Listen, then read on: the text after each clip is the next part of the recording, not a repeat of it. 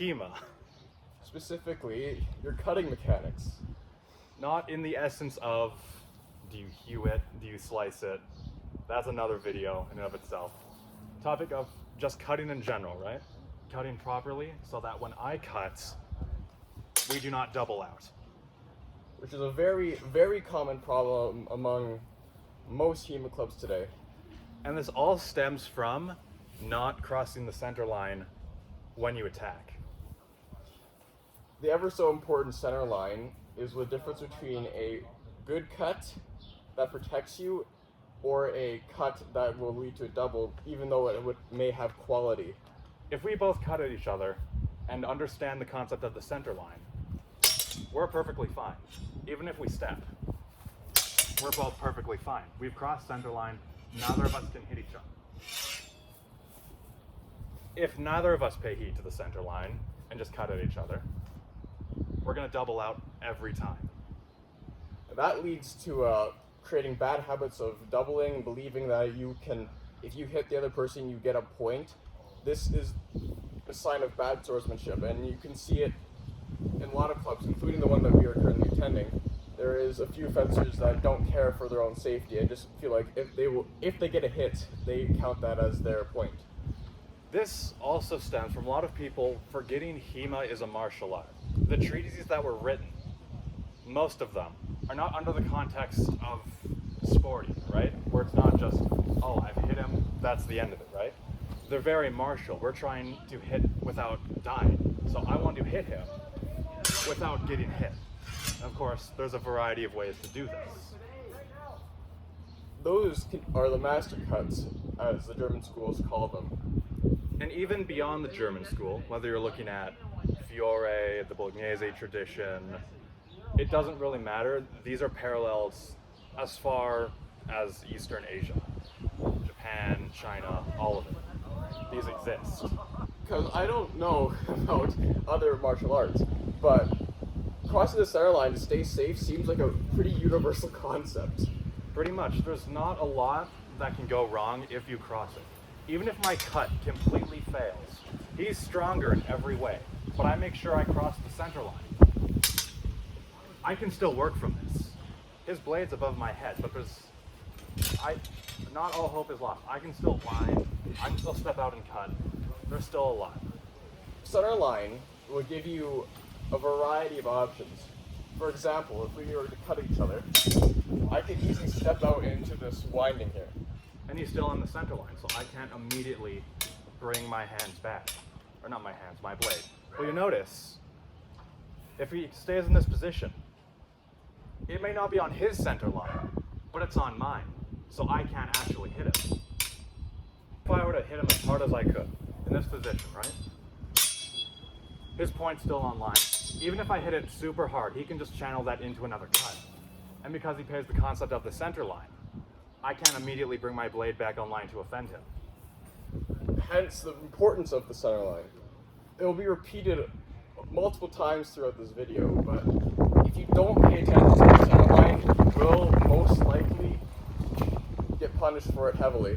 If you're fencing for, say, a bad person, someone who's bad at HEMA, who doesn't pay heed to the center line, you have to work really hard to not double with them. Because even if I cross the center line properly, this can still happen. So if I throw that cut, if I wait for him to throw his cut, then I throw that same cut and making sure to cross the center line. This is the best you can hope for. There's nothing complex about this. I just know the center line. I know where he's attacking. I know what I have to do to defend and offend in the same tempo. Tempo being its own video at a later date. Tempo and distance, defending specifically, not with attacking. That'll all be its own thing. We assume that you know the basics and your techniques. This whole channel is pretty much just the nuances of getting better at HEMA.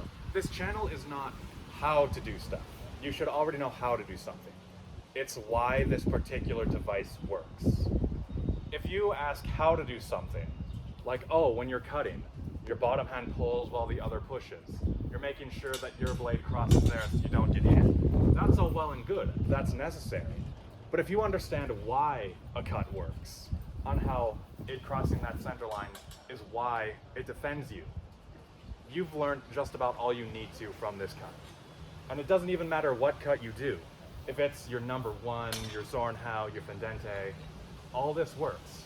If it's a Zwerkhow, your cross line is good. If it's a middle Hau, again, if it's an Unterhau, it works. It does. Okay, minor technical difficulty and verbal difficulties apparently, but we're back. What we were doing before we got so rudely cut off by the weather was thrusting. Thrusting? Before we get to thrusting, just in case this cuts off, or it cut off before I could finish, is it doesn't matter what cut you're doing, as long as it crosses center line, you're good. It can be any cut, doesn't matter. Now with thrusting, the same concept applies with the center line. Each cut has the same end position as the exact same thrust. And they should both cross the center line equally. If I were to do this cut and end here, it should also be the same endpoint for a thrust if I am here. This concept it goes for any of your cuts, even if it's a low cut to this opening, or it's a thrust to this opening. Both cross the center line, both keep you protected. So if I come up here to this thrust specifically, he's caught on my cross guard. I'm perfectly safe. I'm going above his head so I don't hit him. But that's just as well, completely possible. These cuts, all of the thrusts you can do, they all have the same end position as cuts, and they all rely on the concept of the center line. If you know that, no device you'll ever execute will fail. And if it does fail, for some reason, maybe you're tired, your technique was just sloppy, maybe you're just having a bad day, you can still work from it even if it fails. If I throw a Zorn to his head and he throws a Zwerkhow, but I make sure to cross center line, this is a pretty bad position for me because he can easily just push his pommel under his arm and do these really complex lines, right? But if I know center line, as soon as he does that, I'm not so far away that I can't easily defend myself. From here, his center line's completely open. I'm on the inside of his sword. I can now begin to attack him. Alright. I think that about wraps it up. I would say that about wraps it up. So, always, before the wind knocks the phone over again, we're of course not experts in HEMA. We're just sort of venting our anger at people who double in our club or elsewise. It's a lot. It's a lot. There's a lot of people who do it. And of course, instead of being mad at them and calling them stupid, which we haven't done, although we'd like to, very much, we can be polite. We're gonna make videos to help people. Educate them, show them how it should be done. Of course, again, we aren't experts, we can't always pull it off, but we know what it is. But that's the importance of practice. So to those who double, what you should take away from this is, assuming you already know how cuts work, you just need to internalize why it works. And you need to get in your mindset.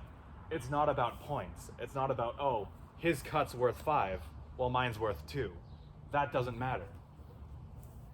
What I need to do is hit him without being hit. Even if I want to go for his leg, I can still cross the center line as I do it. Sure, I didn't hit his leg, but I can work from this pretty easily.